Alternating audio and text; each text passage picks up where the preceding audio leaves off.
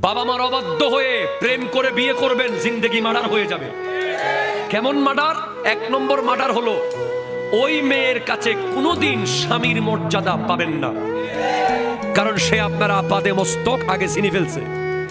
বিয়ের পরে নতুন করে আপনাকে স্বামী হিসেবে শ্রদ্ধা করার মতো মুড তার নাই, কারণ মোবাইলে কথা বলার সময় কতবার ওডা বেডা তুই তাই শুরু হয়েছিল, ঠিক না?